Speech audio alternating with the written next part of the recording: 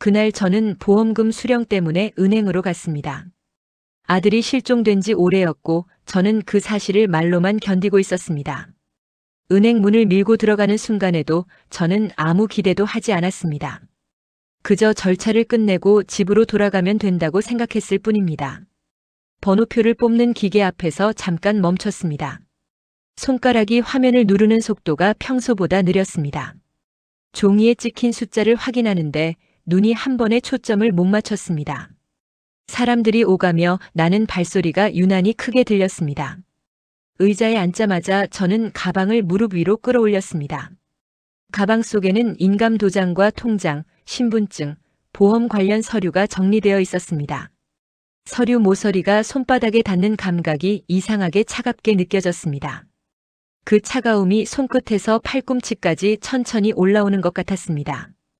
은행 안은 늘 그렇듯 환했고 형광등 빛은 일정했습니다. 누군가는 대출 상담을 받고 있었고 누군가는 통장을 재발급받고 있었습니다. 저는 그 평범함이 오히려 낯설었습니다. 내 인생이 평범하게 흘러가고 있지 않다는 걸 그 공간만 모르는 것 같았습니다. 전광판에서 번호가 하나씩 올라갈 때마다 사람들이 일어났습니다. 저는 번호가 바뀌는 소리만 들으면 가방 끈을 더 세게 쥐었습니다. 손바닥이 조금씩 젖어드는 게 느껴졌지만 손을 풀지 않았습니다. 가방을 놓치면 뭔가 중요한 것이 같이 떨어질 것 같은 기분이었습니다. 아들이 사라진 뒤로 저는 종이와 숫자에 예민해졌습니다.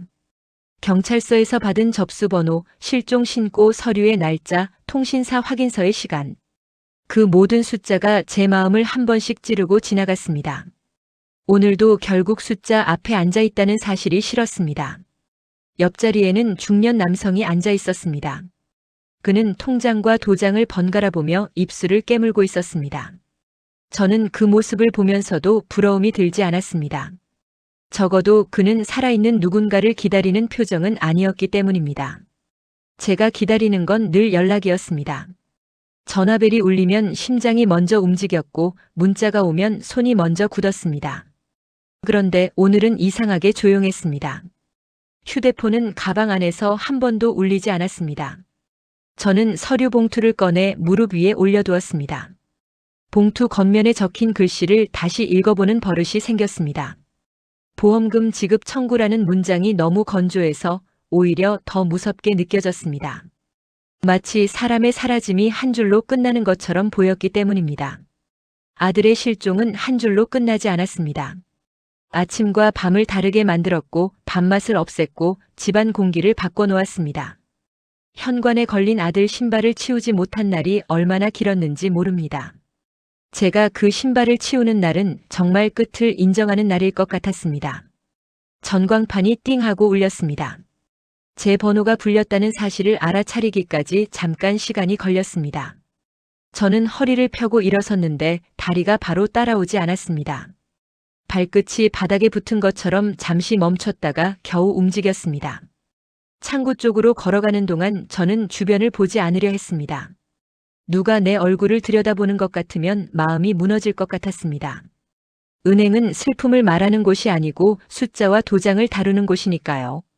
저는 그 규칙을 지키고 싶었습니다. 창구 앞 의자에 앉자. 직원이 미소를 지었습니다. 그 미소가 친절하다는 걸 알면서도 저는 고개를 크게 끄덕이지 못했습니다. 제가 들고 온 봉투를 직원 쪽으로 밀어놓는 동작이 어색하게 느려졌습니다. 직원은 봉투를 받으며 차분히 신분증을 요청했습니다. 저는 지갑에서 신분증을 꺼내며 손가락을 한번 접었다 폈습니다. 손끝이 조금 굳어 있어서 카드가 잘 빠지지 않았습니다. 직원은 기다려주었지만 그 짧은 정적이 저를 더 긴장시켰습니다. 저는 카드가 빠지자마자 너무 빨리 내밀어 버렸습니다. 직원은 신분증을 확인하고 전산을 열었습니다. 키보드 소리가 또각또각 일정하게 들렸습니다. 저는 그 소리를 듣는 동안 창구 유리의 작은 흠집만 바라봤습니다. 눈을 마주치면 제가 흔들릴 것 같아서 일부러 시선을 피했습니다. 직원은 보험금 지급 절차를 안내하기 시작했습니다. 필요한 서류와 계좌 확인, 지급 방식에 대한 설명이 이어졌습니다. 저는 고개를 끄덕이면서도 내용이 절반도 들어오지 않았습니다. 제 머릿속에는 아들의 이름만 계속 떠올랐습니다. 아들이 사라진 뒤 저는 이름을 함부로 부르지 못했습니다. 부르면 어디선가 들릴 것 같아서, 부르지 않으면 더 멀어질 것 같아서요. 그런데 오늘은 창구 앞에서 그 이름이 서류로만 존재했습니다. 종이 위의 이름은 너무 또렷해서 오히려 잔인하게 느껴졌습니다. 직원은 마우스를 움직이며 화면을 한 번 더 확인했습니다.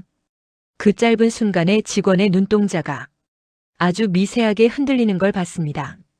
정말 작은 변화였는데 저는 그 변화에만 집중해버렸습니다.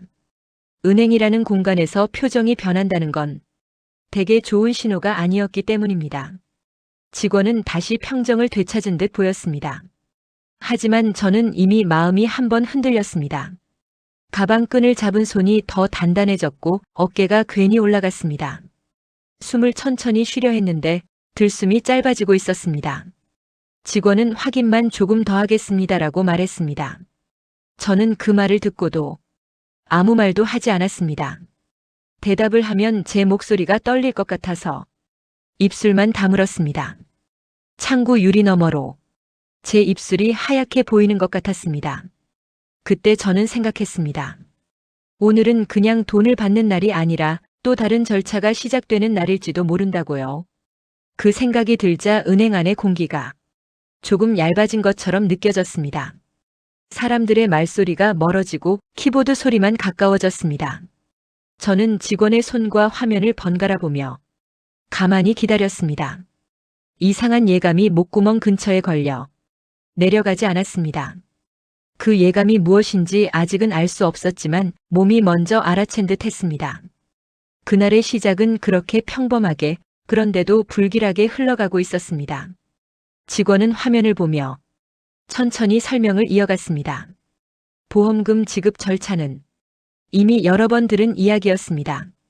사망 확인 서류가 접수되었고 지급 조건은 충족되었다는 말이 나왔습니다. 저는 고개를 끄덕이며 알고 있다는 표시만 조용히 보냈습니다. 직원은 제 통장을 다시 한번 확인했고 계좌번호를 소리내어 읽었습니다. 제가 맞다고 답하자 직원은 마우스를 클릭하며 다음 단계로 넘어갔습니다. 그때였습니다. 직원이 화면을 보며 말을 잠시 멈췄습니다. 설명하던 문장이 중간에서 끊긴 느낌이었습니다. 저는 그 침묵이 괜히 길게 느껴졌습니다. 직원의 눈은 여전히 화면에 있었고 손은 키보드 위에 올려진 채 멈춰 있었습니다. 잠깐만요라는 말이 아주 낮은 목소리로 나왔습니다. 그 말이 왜 그렇게 제 귀에 크게 들렸는지 모르겠습니다. 저는 의자에 앉은 자세를 괜히 다시 고쳐 앉았습니다. 등이 곧게 펴지면서 어깨가 조금 굳어졌습니다. 직원은 보험 계약 번호를 다시 입력하는 것처럼 보였습니다. 키보드 소리가 아까보다 느리게 들렸습니다. 저는 창구 위에 놓인 제 서류를 다시 바라봤습니다. 종이 위의 글자들이 아까보다 선명해 보였습니다. 직원은 고개를 들었다가 다시 화면으로 시선을 내렸습니다. 그리고는 보험 계약 변경 이력을 확인해야겠다고 말했습니다. 그 말이 왜 필요한지 저는 바로 이해하지 못했습니다. 사망 이후에는 더 볼 게 없다고 생각했기 때문입니다. 저는 아무 말도 하지 않았지만 속에서는 작은 파문이 일었습니다. 직원은 형식적인 확인이라며 제게 걱정하지 말라고 덧붙였습니다. 그 말에도 제 손은 무릎 위에서 조금 더 세게 굳어갔습니다. 보험 계약 변경이라는 말이 머릿속에서 계속 맴돌았습니다.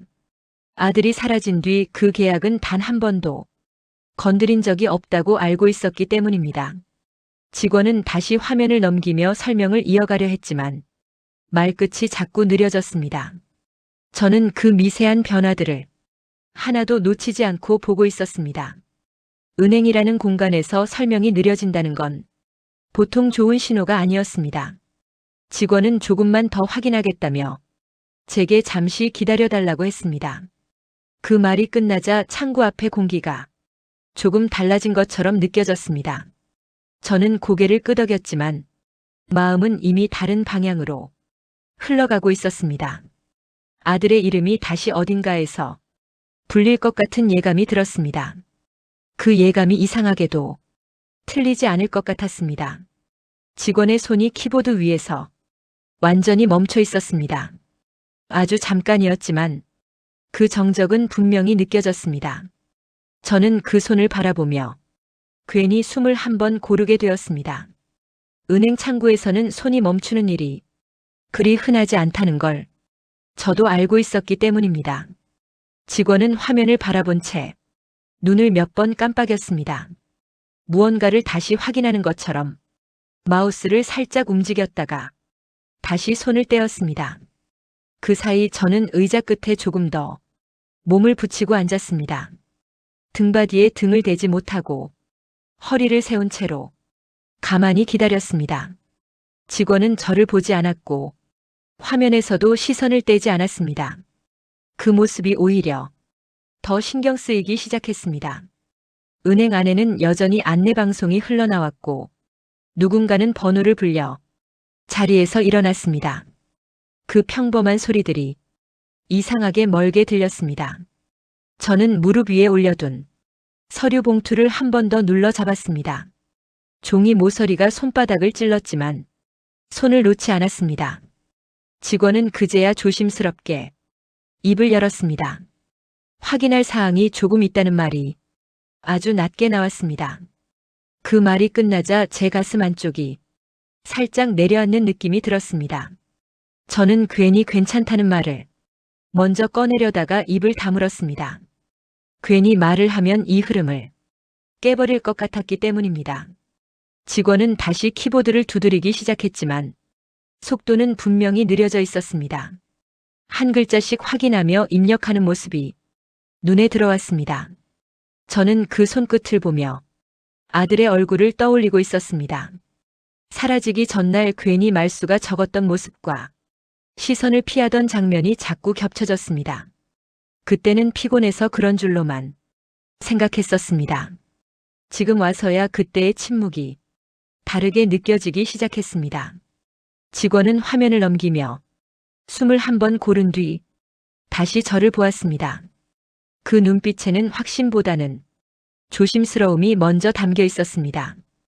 그 순간 저는 이 자리가 단순한 은행 창구가 아니라 무언가를 꺼내는 시작점이 될 수도 있겠다는 생각이 들었습니다.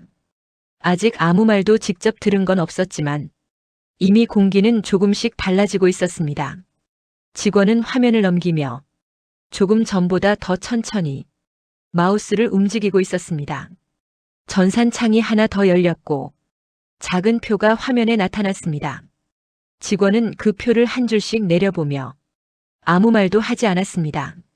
저는 그 침묵이 괜히 길게 느껴져서 손가락을 한 번 접었다 폈습니다.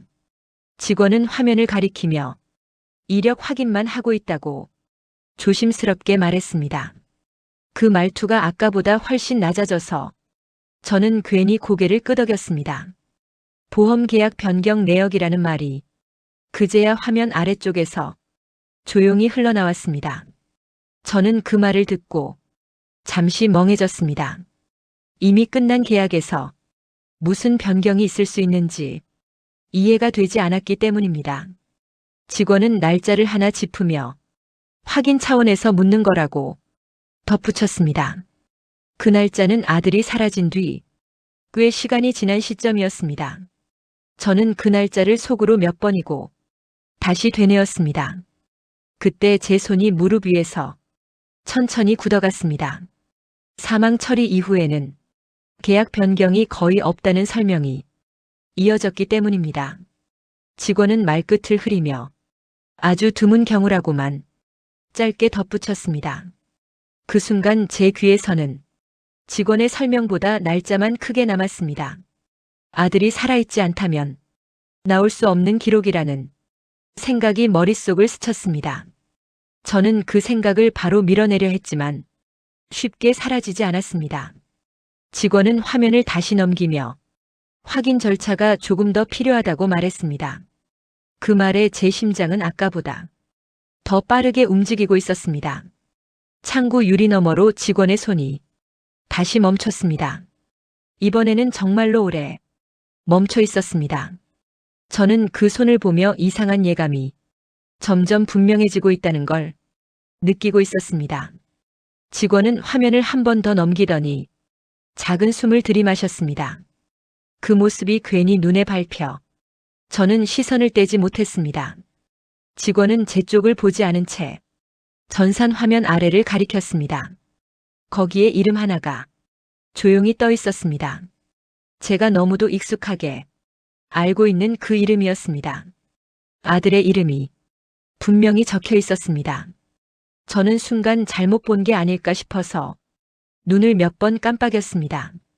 하지만 이름은 사라지지 않았고 오히려 더 또렷해 보였습니다. 직원은 조심스럽게 이 이름이 계약자 본인으로 표시되어 있다고 말했습니다.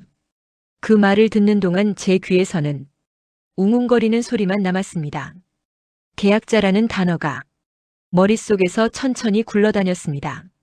사망 처리된 사람의 이름이 계약자란 자리에 남아있을 수 있는지 저는 알 수 없었습니다. 직원은 말을 아끼듯 확정적인 표현을 쓰지 않았습니다. 다만 전산상으로는 활성 상태로 보인다고 짧게 덧붙였습니다. 그 한마디에 제 손끝이 차갑게 식어갔습니다. 무릎 위에 올려둔 서류 봉투가 갑자기 무겁게 느껴졌습니다. 저는 아무 말도 하지 못한 채 그 이름만 바라봤습니다. 아들이 마지막으로 집을 나서던 날이 자꾸 떠올랐습니다. 그날 아들은 평소보다 말이 적었고 제 눈을 오래 보지 않았습니다. 괜히 바쁘다는 말만 남기고 현관문을 나섰던 그 뒷모습이 떠올랐습니다. 저는 그때 별일 아니라고 스스로를 달랬었습니다. 지금 와서 보니 그 침묵이 다른 의미였을지도 모르겠다는 생각이 들었습니다. 직원은 화면을 다시 확인하며 혹시 최근에 연락을 받은 적이 있는지 물었습니다. 그 질문에 저는 고개를 천천히 저었습니다. 연락은 없었고 소식도 없었으며 아무 흔적도 없었습니다. 그 사실을 말하면서 제 목소리가 조금 낮아진 걸 저 스스로도 느꼈습니다.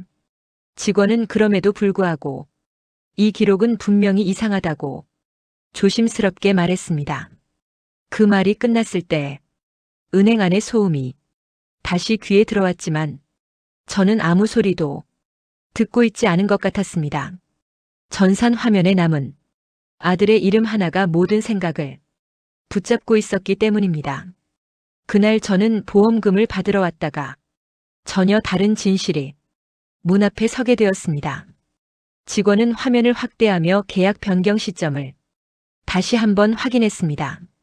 날짜는 분명했고 숫자는 흔들리지 않았습니다. 그 시점은 아들이 실종된 이후였고 사망 신고가 접수된 뒤였습니다.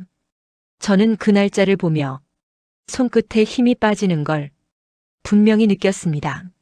직원은 보험 계약 변경 이력이 자동으로 남아있다고 차분히 설명했습니다. 그 기록은 사람이 직접 본인 인증을 거쳐야 가능하다는 말도 덧붙였습니다.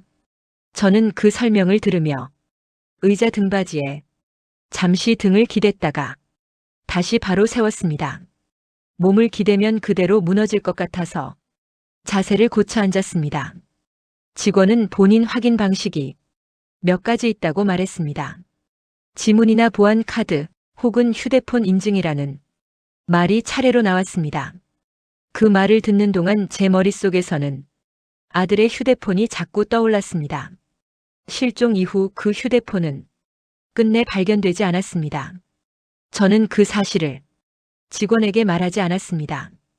괜히 말하면 이 기록이 더 분명해질 것 같았기 때문입니다. 직원은 화면을 넘기며 변경 내용이 단순 주소 수정이 아니라 계약 조건 조정이었다고 조심스럽게 덧붙였습니다. 그 말에 제 눈이 서류 봉투로 내려갔습니다. 봉투 안에는 처음 가입했던 보험 계약서 사본이 들어 있었습니다. 그 계약서를 쓸 때 아들은 제 앞에서 직접 서명했고 보험 이야기를 길게 하지 않았습니다. 괜히 길게 설명하지 않아도 알아들을 거라는 표정이었습니다. 지금 생각해보면 그 표정이 자신감이었는지 각오였는지 헷갈리기 시작했습니다. 직원은 변경된 항목을 하나씩 읽어내려갔습니다. 지급 조건과 일부 수익자 설정이 조정되었다는 말이 또렷하게 들렸습니다. 그 말이 끝나자 제 심장은 아까보다 더 빠르게 뛰고 있었습니다. 보험금이라는 단어가 이제는 보호가 아니라 미끼처럼 느껴졌습니다. 저는 그제야 이 기록이 우연이 아닐 수도 있다는 생각을 지울 수 없게 되었습니다. 직원은 이런 변경은 살아있는 사람의 의사 없이는 불가능하다고 다시 한번 강조했습니다. 그 말이 제 귀에 깊게 박혔습니다. 아들이 살아있다는 가능성이 처음으로 분명한 형태를 갖추는 순간이었습니다. 은행을 나서자 밖의 공기가 갑자기 차갑게 느껴졌습니다. 문을 밀고 나오는 순간 휴대폰이 짧게 울렸습니다. 진동은 한 번이었고 길게 이어지지 않았습니다. 저는 걸음을 멈추고 주머니에서 휴대폰을 천천히 꺼냈습니다. 화면에는 모르는 번호가 떠 있었습니다. 광고 문자일 거라고 스스로를 달래며 알림을 눌렀습니다. 문장은 길지 않았습니다. 안부도 없었고 설명도 없었습니다. 그저 지금 받으신 돈은 끝이 아니라는 문구만 적혀 있었습니다. 저는 그 문장을 2번 읽고 3번 다시 읽었습니다. 맞춤법도 틀리지 않았고 장난처럼 보이지도 않았습니다. 그 번호를 바로 눌러보려다가 손을 멈췄습니다. 괜히 통화 연결음이 울릴 것 같아서 숨이 먼저 막혔습니다. 주변을 둘러보니 은행 앞 인도에는 사람들이 오가고 있었습니다.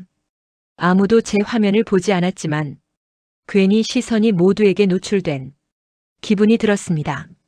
저는 휴대폰을 다시 주머니에 넣었다가 곧바로 다시 꺼냈습니다. 문자를 지우지 못하고 그대로 남겨둔 채 가만히 서 있었습니다. 보험금을 받은 바로 그 시점에 이 문자가 왔다는 사실이 머릿속에서 자꾸 맴돌았습니다. 은행에서 본 계약 변경 날짜와 이 문장이 겹쳐 보이기 시작했습니다. 그동안 아무 소식 없던 번호가 왜 오늘 나타났는지 이해할 수 없었습니다. 저는 버스 정류장 쪽으로 천천히 걸음을 옮겼습니다. 걸어가면서도 문장 하나하나를 속으로 되뇌었습니다. 끝이 아니라는 말이 무엇을 뜻하는지 가늠해 보려 했습니다. 아들의 실종 이후 끝이라고 생각한 순간이 몇 번이나 있었는지 셀 수 없었습니다. 그런데 누군가는 그 끝을 부정하고 있는 듯 했습니다. 정류장 의자에 앉아 휴대폰 화면을 다시 켰습니다. 발신 번호를 검색해 보았지만 아무 정보도 나오지 않았습니다. 그 무표정한 결과가 오히려 더 불안했습니다. 저는 그제야 이 문자가 우연이 아니라는 확신에 가까운 감각을 느끼고 있었습니다. 아들이 사라진 일과 보험 계약 변경, 그리고 이 문자가 하나의 선으로 이어지고 있었습니다. 그날 저는 보험금을 손에 쥐고도 조금도 안심하지 못하고 있었습니다.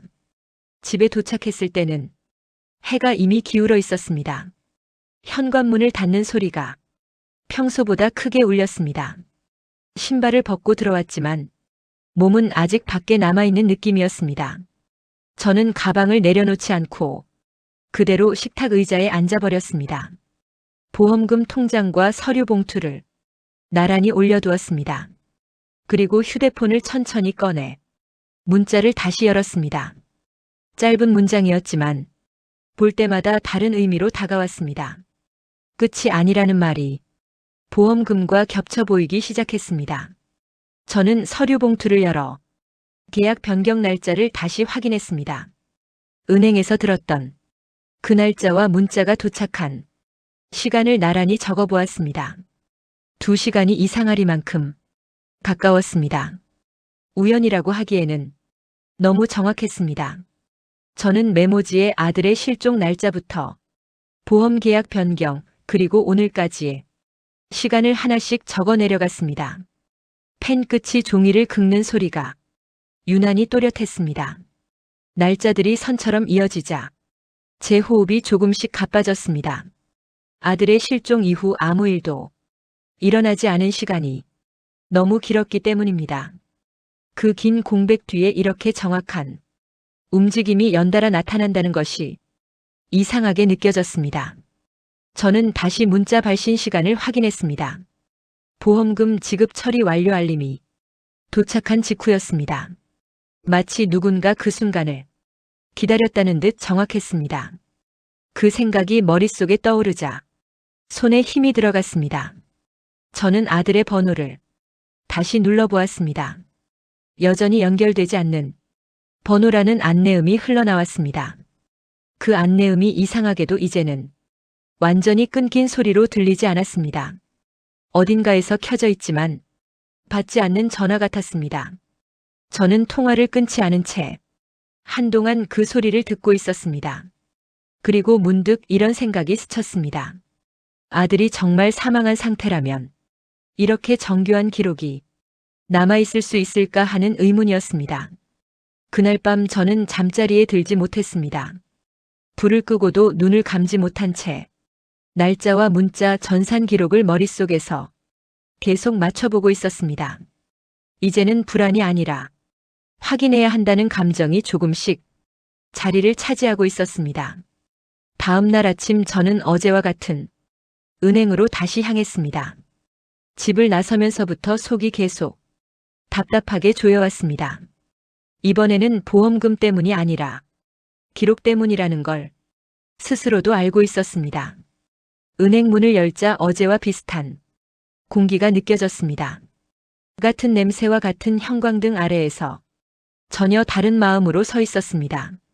번호표를 뽑는 손이 어제보다 조금 더 빠르게 움직였습니다. 의자에 앉아 전광판을 보면서도 저는 주변을 유심히 살폈습니다. 괜히 어제 그 직원이 어디에 앉아 있는지 눈으로 찾게 되었습니다. 제 번호가 불리고 창구 앞에 섰을 때 어제와 다른 직원이 저를 맞이했습니다. 저는 인사를 짧게 하고 다시 확인하고 싶은 내용이 있다고 조심스럽게 말했습니다. 직원은 고개를 끄덕이며 어제 접수된 보험 관련 건인지 물었습니다. 저는 그렇다고 답하며 보험 계약 변경 이력과 전산 기록에 대해 다시 보고 싶다고 말했습니다. 직원은 제 말을 듣고 바로 대답하지 않고 화면을 열었습니다. 키보드를 두드리는 소리가 잠시 이어졌습니다. 저는 그 소리를 들으며 어제 느꼈던 그 정적이 다시 찾아오는 걸 느꼈습니다. 직원은 화면을 보다가 눈썹을 아주 살짝 찡그렸습니다. 그리고는 이 기록은 담당 부서 확인이 필요하다고 말했습니다. 그 말에 제 심장이 한번 크게 뛰었습니다. 단순한 오해라면 그 자리에서 끝날 수도 있었기 때문입니다. 직원은 확인 가능한 범위 내에서 설명해 주겠다고 덧붙였습니다. 보험 계약 변경은 본인 인증을 여러 차례 거쳐야 가능하다는 말이 다시 나왔습니다. 저는 그 설명을 들으며 손가락을 무릎 위에서 천천히 접었다 다시 폈습니다. 직원은 변경 시점에 실제 접속 기록이 남아있다는 점을 조심스럽게 언급했습니다. 그 기록은 외부에서 접근한 것이 아니라는 말도 같이 나왔습니다.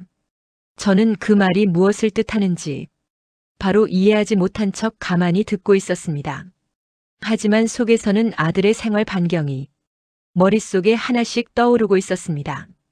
직원은 더 자세한 내용은 본인 또는 공식 절차를 통해서만 확인 가능하다고 말했습니다. 그 말을 들으며 저는 의자에 조금 더 깊게 몸을 눌렀습니다.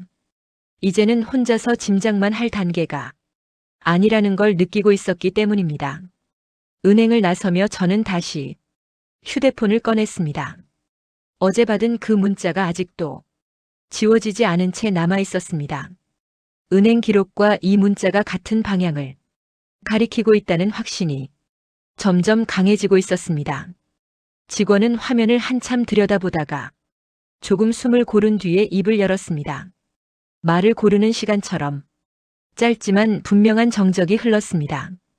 이 기록은 일반적인 절차로 설명하기 어렵다는 말이 조심스럽게 이어졌습니다.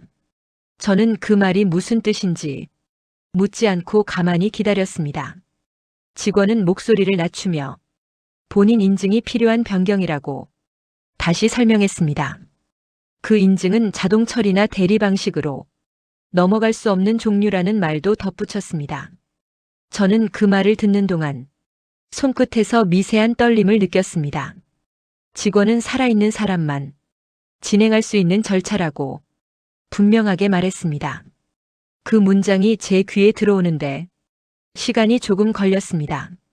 마치 말이 공중에서 한번 멈췄다가 다시 내려오는 느낌이었습니다. 저는 무의식적으로 의자 등받이를 한 번 더 잡았습니다. 등받이의 차가운 촉감이 손바닥에 분명히 느껴졌습니다. 직원은 확정적인 판단은 아니라고 말했지만 의미는 충분히 전해졌습니다. 사망 처리된 사람의 계약이 이 시점에 이렇게 바뀌는 경우는 거의 없다는 설명도 이어졌습니다. 저는 그 말을 끝까지 듣지 못하고 잠시 시선을 아래로 내렸습니다. 바닥 타일의 작은 흠집이 유난히 또렷하게 보였습니다. 머릿속에서는 아들의 얼굴이 아주 천천히 떠오르고 있었습니다. 웃지도 않고 울지도 않던 그 마지막 표정이 자꾸 겹쳐졌습니다. 직원은 이 기록이 우연으로 보기에는 설명이 부족하다고 덧붙였습니다. 그 말이 끝났을 때 은행 안의 소음이 다시 들려왔지만 저는 아무 소리도 듣지 못하고 있는 것 같았습니다. 저는 그제야 이 모든 일이 추측이 아니라 확인해야 할 단계로 넘어왔다는 걸 느끼고 있었습니다. 은행을 나와 집으로 돌아오는 길에 저는 버스를 타지 않고 천천히 걸었습니다. 생각을 정리하지 않으면 집에 들어갈 수 없을 것 같았습니다. 길가에 늘어선 상점들은 평소와 다르지 않았지만 제 눈에는 전부 낯설게 보였습니다. 아들이 사라지기 전 마지막으로 함께 걸었던 거리도 이 근처였습니다. 그날은 날씨가 유난히 맑았던 걸로 기억하고 있습니다. 아들은 그날 괜히 휴대폰을 여러 번 확인했고 통화가 와도 자리를 피해 나갔습니다. 저는 그때 회사 일 때문이라고 대수롭지 않게 넘겼습니다. 지금 와서 보니 그 행동들이 하나의 흐름처럼 이어지고 있었습니다. 집에 도착하자 저는 신발도 제대로 벗지 못한 채 거실에 서 있었습니다. 벽에 걸린 가족 사진 속 아들의 얼굴이 눈에 들어왔습니다. 사진 속 아들은 웃고 있었지만 그 웃음이 이상하게도 낯설게 느껴졌습니다. 저는 사진을 한참 바라보다가 시선을 내렸습니다. 그날 이후 아들이 남기고 간 물건들을 하나도 정리하지 못하고 있었습니다. 서랍을 열자 아들이 쓰던 노트와 펜이 그대로 남아 있었습니다.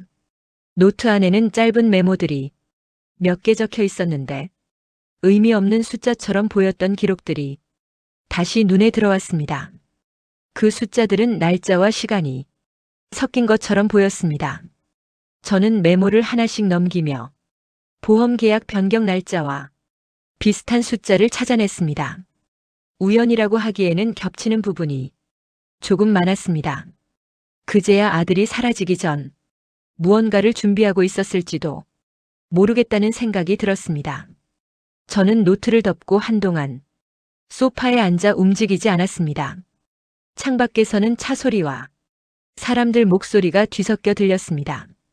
그 소리들이 아들이 떠난 뒤 계속 이어지고 있다는 사실이 묘하게 서글펐습니다. 저는 휴대폰을 꺼내 아들의 번호를 다시 한번 눌러보았습니다. 연결되지 않는다는 안내음이 이번에는 조금 다르게 들렸습니다. 끝이 아니라는 문자의 문장이 다시 떠올랐기 때문입니다. 저는 그제야 아들의 실종이 단순한 사고가 아닐 수도 있다는 생각을 완전히 받아들이고 있었습니다. 다음 날 아침 저는 어제보다 더 일찍 눈을 떴습니다. 잠을 잔 것 같지 않았고 몸은 밤새 의자에 앉아 있던 것처럼 무거웠습니다. 부엌에 서서 물을 한 컵 따랐지만 목으로 잘 넘어가지 않았습니다. 아들이 사라지기 전 자주 드나들던 사람들이 하나씩 떠올랐습니다. 가장 먼저 떠오른 건 아들의 직장 동료였습니다. 그 동료는 실종 직전까지 아들과 자주 통화하던 사람이었습니다. 저는 그 이름을 휴대폰 메모장에 천천히 적었습니다. 다음으로는 아들이 가끔 만난다던 지인이 떠올랐습니다. 집에 몇 번 다녀간 적은 있었지만 저와는 거의 말을 섞지 않던 사람이었습니다. 그 사람의 얼굴을 떠올리려 하자 이상하게도 표정이 잘 생각나지 않았습니다. 마치 기억에서 의도적으로 지워진 것처럼 느껴졌습니다. 저는 메모장에 그 사람이 이름 대신 특징만 적었습니다. 모자, 낮은 목소리, 짧은 인사. 그런 단어들이 아들의 마지막 시간과 겹쳐 보이기 시작했습니다. 또 하나 떠오른 사람은 보험 이야기를 처음 꺼냈던 지인이었습니다. 그 지인은 아들에게 보험은 미리 정리해야 한다는 말을 자주 했다고 기억납니다. 그때 저는 괜히 불길하다며 그 이야기를 끊으려 했습니다. 하지만 아들은 웃으며 걱정할 필요 없다고 말했었습니다. 지금 와서 생각하니 그 웃음이 어딘가 서두르는 것처럼 느껴졌습니다. 저는 메모장의 이름과 시간, 그리고 아들과의 관계를 하나씩 정리했습니다. 그 과정에서 공통점 하나가 눈에 들어왔습니다. 실종 전 아들은 이 사람들과 유난히 연락이 잦았고 그 뒤로는 흔적이 뚝 끊겼다는 사실이었습니다. 저는 메모를 한참 바라보다가 손에서 휴대폰을 내려놓았습니다. 아들이 혼자가 아니었을지도 모르겠다는 생각이 이제는 분명해지고 있었습니다. 점심시간이 조금 지난 뒤 저는 다시 은행을 찾았습니다. 어제보다 발걸음이 조금 더 느렸고 문을 여는 손에는 힘이 들어가 있었습니다. 창구 앞 의자에 앉아 제 번호가 불리기를 가만히 기다렸습니다. 번호판의 숫자가 하나씩 바뀌는 동안 제 시선은 통장 위에 머물러 있었습니다. 아들의 이름이 적힌 계좌였고 지금은 보험금으로 채워진 상태였습니다. 직원이 자리에 앉자 저는 수익자 변경 내역과 자금 이동 기록을 확인하고 싶다고 말했습니다. 직원은 잠시 서류를 살펴본 뒤 고개를 끄덕였습니다. 전산 화면에는 날짜와 금액, 계좌 번호들이 차례로 정렬되어 나타났습니다. 그 숫자들 중 낯익은 계좌가 하나 눈에 들어왔습니다. 아들이 실종되기 전 한 번 이야기한 적 있는 지인의 이름이 연결된 계좌였습니다. 저는 그 이름을 입으로 내지 않고 손으로만 가리켰습니다. 직원은 그 계좌로 여러 차례 소액 이체가 이루어졌다고 설명했습니다. 큰 금액은 아니었지만 간격이 규칙적이었습니다. 마치 생활비처럼 정해진 날마다 빠져나간 기록이었습니다. 그 순간 아들이 남겼던 메모 속 숫자들이 다시 떠올랐습니다. 그 숫자들이 이체 날짜와 겹친다는 사실을 확인하는데 오래 걸리지 않았습니다. 저는 메모를 꺼내 날짜를 하나씩 대조했습니다. 손끝이 조금 굳어 있었고 글씨는 평소보다 흐트러졌습니다. 직원은 이 계좌가 보험 계약 변경 이후에도 계속 사용되고 있다고 조심스럽게 말했습니다. 사망 처리된 사람의 계좌가 이렇게 움직이는 경우는 드물다는 설명도 이어졌습니다. 저는 의자를 조금 뒤로 밀었습니다. 의자 다리가 바닥을 긁는 소리가 제 생각을 끊어냈습니다. 돈이 흘러간 방향이 사람을 가리키고 있다는 느낌이 이제는 분명했습니다. 이건 우연이 아니라 의도된 흐름이라는 확신이 조금씩 자리를 잡고 있었습니다. 그날 저는 은행을 나서자마자 집으로 바로 가지 못했습니다. 서류를 더 확인하지 않으면 발걸음이 떨어지지 않았습니다. 저는 구청 근처 민원실이 있는 건물로 천천히 걸어갔습니다. 실종 신고를 했던 날에 기록을 다시 보려는 마음이 갑자기 들었습니다. 출입문을 열자 안내 데스크의 목소리와 프린터 돌아가는 소리가 섞여 들렸습니다. 저는 번호표를 뽑고 의자에 앉아 서류 봉투를 무릎에 올렸습니다. 봉투 안에는 은행에서 확인한 기록과 메모해둔 날짜들이 정리되어 있었습니다. 전광판에 번호가 뜨자 저는 조용히 자리에서 일어났습니다. 창구 앞에 앉자 담당자는 신분 확인을 요청했습니다. 저는 주민등록증을 내밀면서도 손끝에 힘이 들어간 걸 스스로 느꼈습니다. 담당자는 컴퓨터 화면을 몇 번 넘기며 실종 신고 접수 기록을 찾아주었습니다. 그 화면에 뜬 날짜를 보는 순간 제 눈꺼풀이 잠깐 멈춘 것 같았습니다. 그날의 공기와 그날의 목소리가 한꺼번에 떠올랐습니다. 담당자는 자료를 출력하며 추가 변동 사항이 있는지 확인하겠다고 말했습니다. 저는 그 말에 고개를 끄덕였지만 속에서는 이상한 긴장이 커지고 있었습니다. 출력된 종이를 받는 순간 종이의 열기가 손바닥에 그대로 전해졌습니다. 그 종이에는 실종 신고 접수 번호와 담당 부서 처리 경과가 정리되어 있었습니다. 저는 경과란을 손가락으로 따라가며 한 줄을 다시 읽었습니다. 연락 두절이라는 단어가 그대로 적혀 있었고 추정이라는 말이 붙어 있었습니다. 그 한 줄을 보며 저는 괜히 목을 한번 가다듬었습니다. 담당자는 조심스럽게 최근 조회나 변경 요청이 들어온 적은 없다고 말했습니다. 그 말을 듣고도 제 마음은 조금도 가라앉지 않았습니다. 공식 기록은 멈춰 있는데 은행 기록은 움직이고 있다는 사실이 더 선명해졌기 때문입니다. 저는 종이를 봉투에 넣고 천천히 일어섰습니다. 의자 다리가 바닥을 살짝 긁는 소리가 민원실 안에 작게 남았습니다. 문을 나서는 순간 밖의 바람이 얼굴을 스치고 지나갔습니다. 그 바람이 차가워서 제가 아직도 현실에 있다는 걸 확인하는 느낌이었습니다. 민원실을 나와서도 저는 바로 집으로 가지 못했습니다. 손에 쥔 종이가 자꾸만 뜨겁게 느껴졌습니다. 저는 길가에 서서 휴대폰 문자 화면을 다시 열었습니다. 그 짧은 문장이 오늘은 더 길게 보이는 느낌이었습니다. 발신 번호를 몇 번이나 눌렀다가 손을 뗐습니다. 전화 버튼을 누르면 모든 것이 더 확실해질 것 같아 겁이 먼저 났습니다.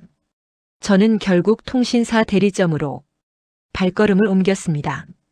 간판 불빛이 낮은데도 유난히 밝아 보였습니다. 문을 열자 휴대폰 벨소리와 키보드 소리가 섞여 들렸습니다. 저는 창구 앞에서 문자를 보여주며 발신 정보를 확인할 수 있느냐고 조심스럽게 물었습니다. 직원은 가능한 범위가 정해져 있다고 말하며 신분 확인부터 요청했습니다. 저는 서류 봉투에서 신분증을 꺼내 천천히 내밀었습니다. 직원은 화면을 보며 발신 번호를 입력했습니다. 그 짧은 시간에 저는 손가락 끝이 조금씩 굳어가는 걸 느꼈습니다. 직원은 고개를 갸웃하며 이 번호는 일반 개인 회선처럼 단순하지 않다고 말했습니다. 저는 그 말에 입술을 한번 깨물었습니다. 직원은 조심스럽게 발신 위치나 명의 정보는 직접 조회해 줄 수 없고 요청 절차가 필요하다고 설명했습니다. 그 설명이 끝나자 제 마음속에서는 한 가지 생각만 계속 돌았습니다. 누군가는 제가 보험금을 받는 순간을 정확히 알고 있었다는 사실입니다. 저는 그 순간을 아무에게도 말하지 않았습니다. 그런데 그 문자는 그 순간을 정확히 찔러왔습니다. 직원은 안내문을 한 장 뽑아주며 절차를 밟으면 신청은 가능하다고 말했습니다. 종이를 받아드는 손이 조금 떨렸지만 저는 내려놓지 않았습니다. 가게 밖으로 나오자 차 소리가 지나가고 바람이 얼굴을 스치고 갔습니다. 그 바람이 차가워서 저는 오히려 정신이 조금 또렷해지는 느낌이었습니다. 이제는 겁이 아니라 확인이라는 방향으로 걸어가고 있었습니다. 통신사 대리점에서 나온 뒤 저는 바로 집으로 가지 않았습니다. 머릿속이 정리되지 않으면 문을 열 수 없을 것 같았습니다. 근처 카페에 들어가 창가 자리에 앉았습니다. 사람들 말소리와 컵 부딪히는 소리가 뒤섞여 들렸지만 제 귀에는 멀게만 느껴졌습니다. 저는 가방에서 보험 서류를 꺼내 테이블 위에 차분히 펼쳤습니다. 계약 변경 내역과 수익자 정보가 한눈에 보이도록 정리했습니다. 그 순간 한 줄이 유난히 눈에 들어왔습니다. 변경 사유란에 적힌 짧은 문장이 이상하게도 설명처럼 보이지 않았습니다. 저는 그 문장을 몇 번이나 다시 읽었습니다. 위험 대비라는 말이 그 상황과 맞지 않는다는 느낌이 들었습니다. 아들은 실종 상태였고 이미 사망 처리까지 진행된 뒤였습니다. 그런 상태에서 위험 대비라는 말은 앞뒤가 맞지 않았습니다. 저는 노트에 그 문장을 그대로 옮겨 적었습니다. 그리고 그 아래에 날짜와 자금 이동 기록을 다시 적었습니다. 적어 내려갈수록 하나의 흐름이 눈에 들어오기 시작했습니다. 보험 계약 변경, 계좌 이체 시작, 그리고 그 문자까지 순서가 너무 또렷했습니다. 마치 한 단계를 넘길 때마다 다음 준비가 이미 끝나 있었던 느낌이었습니다. 저는 컵에 남은 커피를 한 모금 마셨지만 맛은 거의 느껴지지 않았습니다. 손바닥이 조금 축축해진 걸 그제야 알았습니다. 아들이 돌아오지 않아도 계획은 계속 움직이도록 짜여 있었던 것처럼 보였기 때문입니다. 저는 문득 이 보험이 아들을 위한 것이 아니었다는 생각이 들었습니다. 누군가에게는 아들이 사라져야만 완성되는 구조였을지도 모르겠다는 생각이었습니다. 그 생각이 머릿속에 자리 잡자 저는 노트를 덮지 못했습니다. 이제는 우연이나 착오로 넘길 수 있는 단계를 완전히 지나왔다는 확신이 들었습니다. 그날 저는 서류를 덮고도 한동안 자리에서 일어나지 못했습니다. 카페 안 음악 소리가 들렸지만 제 귀에는 잘 들어오지 않았습니다. 보험 계약 변경이 누군가의 의도처럼 느껴졌고 그 의도는 점점 선명해졌습니다. 저는 가방에서 민원 서류를 꺼내 실종 신고 접수 번호를 다시 확인했습니다. 접수 번호 옆에 적힌 부서명이 유난히 차갑게 보였습니다. 그 부서에 다시 가서 처음 접수하던 날을 확인하고 싶었습니다. 그날의 기억은 흐릿했지만 담당자의 말투는 아직 남아 있었습니다. 괜히 희망을 품지 말라는 듯한 딱딱한 목소리가 떠올랐습니다. 저는 자리에서 일어나 계산을 했고 바깥 공기를 한번 길게 들이마셨습니다. 걸음을 옮기면서도 주머니 속 휴대폰이 자꾸 무거웠습니다. 혹시 또 문자가 올까봐 화면을 수시로 켰다가 껐습니다. 행정복지센터 앞에 도착했을 때 유리문 너머로 사람들이 줄을 서 있었습니다. 저는 자동문이 열리자마자 바닥에 붙은 안내선을 따라 걸었습니다. 창구에 앉은 직원에게 실종 신고 기록을 다시 확인하고 싶다고 조용히 말했습니다. 직원은 제 신분증을 받고 모니터를 보며 몇 번 클릭했습니다. 키보드 소리가 짧게 이어지다가 갑자기 멈추는 순간이 있었습니다. 저는 그 멈춤이 싫어서 손가락을 무릎 위에서 꼭 쥐었습니다. 직원은 화면을 보며 말했습니다. 최근에 참고용 조회가 한 번 있었다고요. 저는 그 말을 듣고도 바로 반응하지 못했습니다. 조회라는 단어가 제 목구멍 근처에서 걸렸기 때문입니다. 직원은 더 자세한 내용은 정식 절차가 있어야 안내된다고 말했습니다. 그 말은 무난했지만 제 마음은 무난하지 않았습니다. 누군가가 이 기록을 들여다봤고 그 누군가는 제가 아니라는 뜻이었습니다. 그 순간 저는 아들이 아니라 기록이 먼저 움직였다는 이상한 느낌을 받았습니다. 직원은 모니터에서 시선을 떼지 않은 채 조금 망설이는 듯 했습니다. 저는 재촉하지 않고 의자에 등을 붙인 채 숨을 고르고 있었습니다.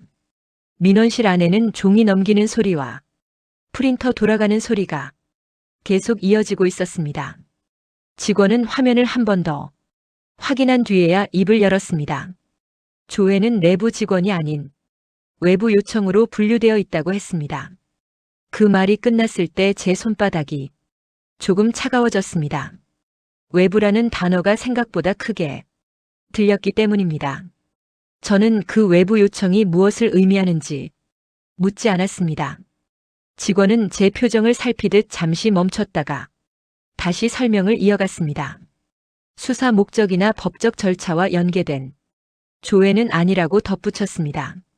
그 말은 더 애매하게 느껴졌습니다. 누군가가 공식적인 수사도 아니고 가족도 아닌 상태에서 아들의 기록을 들여다봤다는 뜻이었기 때문입니다. 저는 서류 봉투를 무릎 위에서 조금 더 끌어당겼습니다. 직원은 조회가 이루어진 대략적인 날짜를 종이에 적어주었습니다.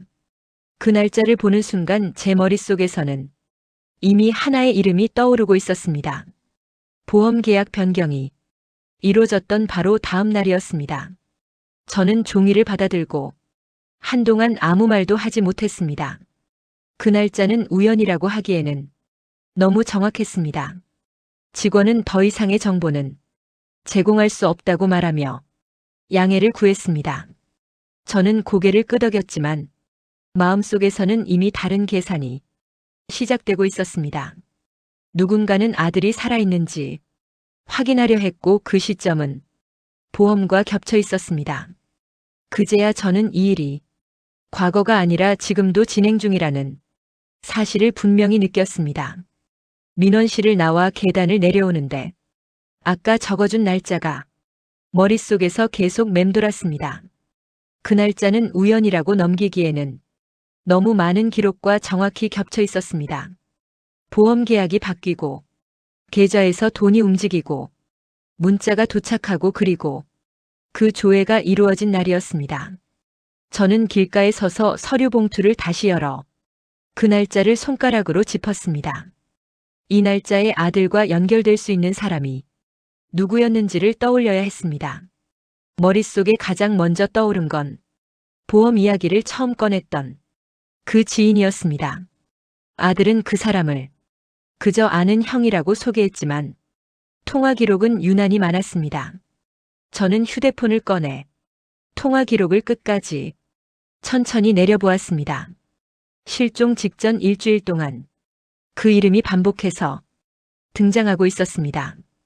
특별한 말은 남아있지 않았지만 짧은 통화가 여러 번 이어진 것이 오히려 더 신경 쓰였습니다. 저는 그 사람의 번호를 메모지에 다시 적었습니다. 그리고 그 아래에 조회 날짜를 적었습니다. 두 줄이 같은 종이 위에 나란히 놓이자 이제는 외면하기 어려웠습니다. 아들은 분명 누군가와 마지막 준비를 하고 있었고 그 누군가는 지금도 기록 근처를 서성이고 있었습니다. 저는 그 번호를 바로 누르지 않고 한참을 바라만 보았습니다. 전화를 걸면 돌이킬 수 없는 단계로 넘어갈 것 같았기 때문입니다. 그 대신 그 사람이 근무한다던 회사 이름을 떠올렸습니다. 아들이 예전에 명함 하나를 식탁 위에 두고 간 적이 있었습니다. 그 명함이 아직 집 어딘가에 남아있을지도 모르겠다는 생각이 들었습니다.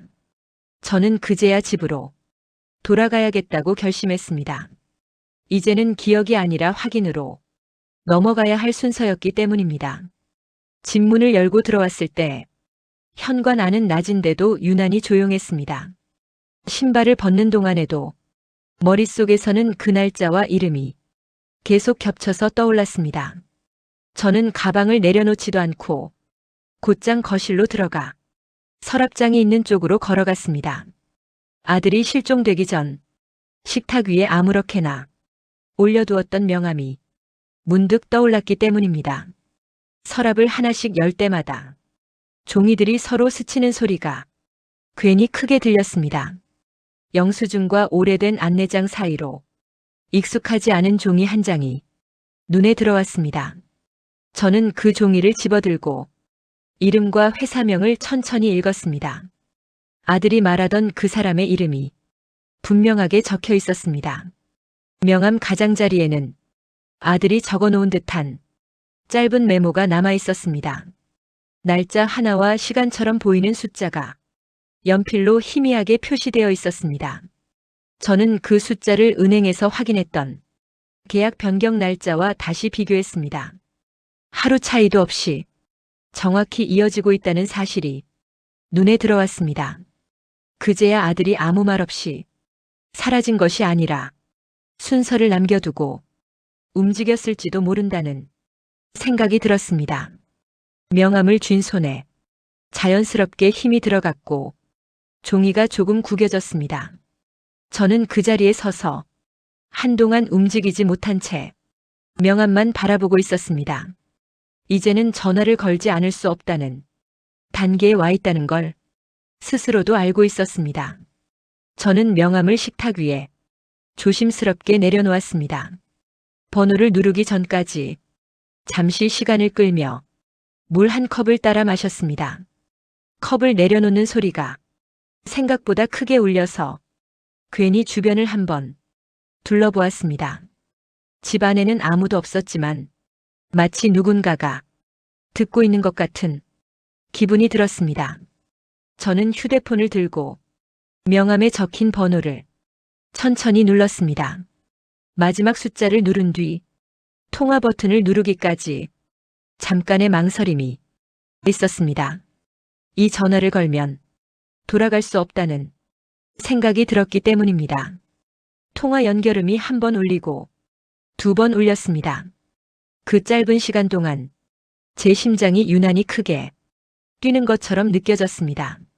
세 번째 신호음이 울릴 때 통화가 연결되었습니다.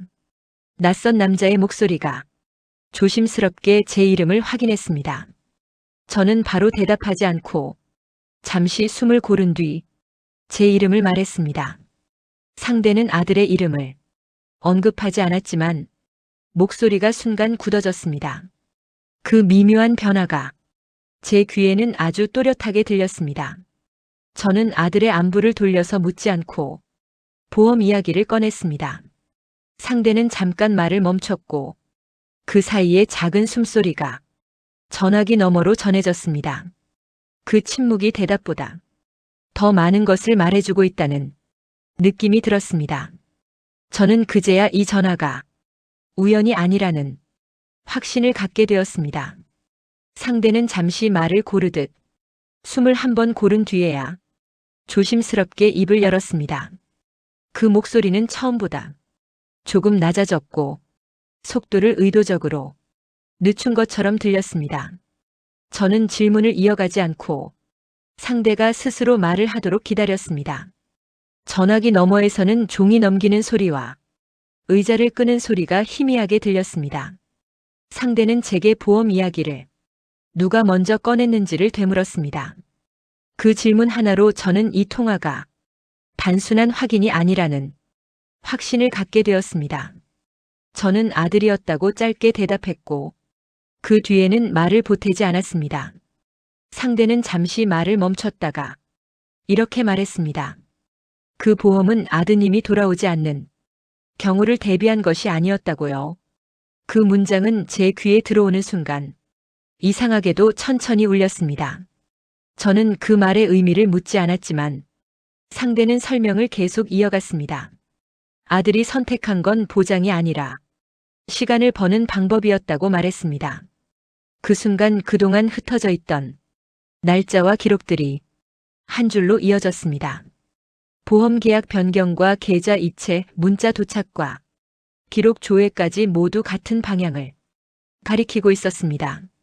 저는 휴대폰을 귀에서 조금 떼어놓은 채 한동안 아무 말도 하지 않았습니다. 상대는 제가 듣고 있다는 걸 확인하듯 제 이름을 다시 불렀습니다. 그 이름이 통화 초반과는 다르게 조심스럽게 발음되었습니다. 저는 그제야 아들이 살아있다는 가능성이 추측이 아니라 계획의 일부였다는 사실을 받아들이고 있었습니다. 그 한마디로 모든 퍼즐이 맞춰졌다는 느낌이 분명하게 들었습니다. 저는 통화를 끊자마자 식탁에 앉아서도 한동안 휴대폰을 내려놓지 못했습니다. 손바닥에 땀이 맺혀 화면이 미끄러웠고 목 안쪽이 말라서 침을 삼키기가 어려웠습니다. 저는 명함을 다시 집어들고 회사명을 확인했습니다. 예전에 아들이 그 이름을 말할 때는 대수롭지 않았는데 지금 보니 글자 하나하나가 유난히 또렷하게 보였습니다. 명함 뒷면에 적힌 연필 숫자도 다시 눈에 들어왔습니다. 저는 그 숫자를 노트에 옮겨 적고 곧바로 시간을 계산했습니다. 은행에서 본 계약 변경 날짜와 통화 속 한마디가 겹쳐지면서 이 숫자가 약속 시간일 수도 있다는 생각이 들었습니다.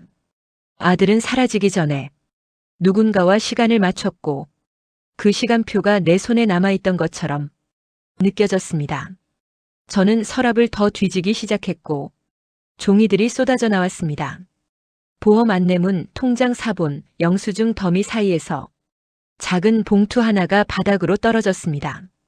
봉투는 이미 한 번 뜯긴 자국이 있었고 겉면에는 아들의 글씨로 짧은 표시가 남아 있었습니다. 저는 봉투를 바로 열지 못하고 한참을 바라만 보았습니다.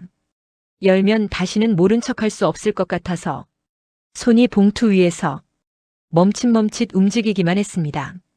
그 사이 창밖에서는 차 소리가 지나가고 집 안에는 냉장고 모터 소리만 일정하게 울렸습니다. 저는 결국 봉투를 천천히 열었고 안에서 종이 한 장이 나왔습니다. 그 종이는 복사된 문서처럼 보였고 인쇄된 줄이 빽빽했습니다.